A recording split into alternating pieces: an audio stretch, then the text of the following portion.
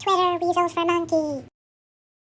Hey guys, it's your girl True Crime with Eve, and of course I'm going to talk about the Michael Vaughan case. I think it's important that because law enforcement believes poor Michael Vaughan is deceased at this point, yet we all hold on to the hope that he is somewhere out there alive and taken care of. Unfortunately, the realization is that the likelihood doesn't look to be that way. There are no charges against anyone at this point in regards to Michael's alleged abduction and demise. And I think that it's important to know the community around Fruitland, Idaho could tap into something, a tip, that one tip that can lead to Michael Vaughan and discovering what happened. So this audio is a recording between the mother and the father and friends at the time who were trying to help Brandy, Neal, and Tyler with the timeline issues that were happening on social media. And so just take it for what it is. It's not a slight. It's not to get at the parents.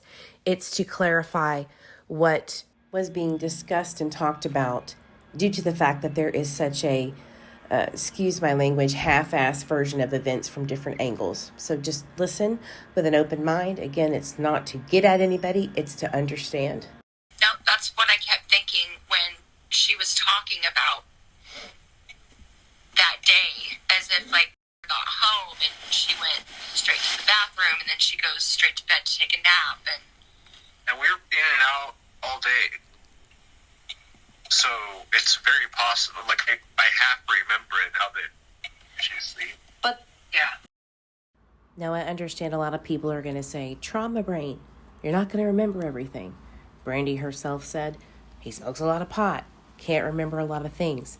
However, I would assume that you would know at least that kind of information this far in the game in February of 2022, what older sister was doing.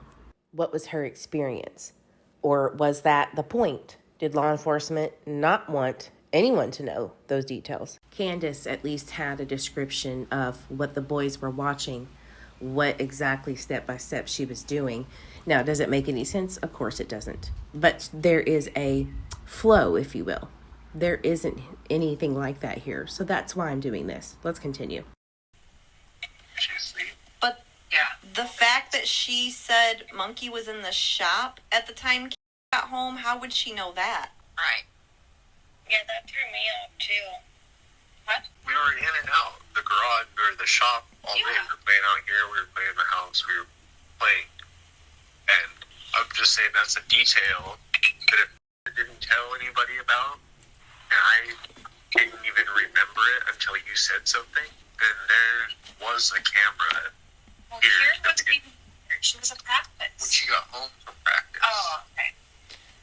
But Jennifer also said when Kate got home, Michael was in the shop playing with his cars. How would she know that? That's weird. Unless Kate said something. But how would Sarah know, because Kate said she didn't see Gone him? through the park at 4:48 p.m. Yeah, but Kate didn't see him, so how would she be able to say where he was? I don't think Kate would speculate. He got that from us because we didn't move his shit for. But I think actually Arya moved it finally. Yeah, it was 3 months. His monster truck stayed right there. The ramp, everything didn't move. Okay, so we have the older sister not seeing Michael Vaughan after leaving for practice at school. And we have her roughly around the house at 5 p.m. and she didn't actually physically see him anywhere. So the question becomes, how did she know? Well, Brandy stated she must have heard it from us.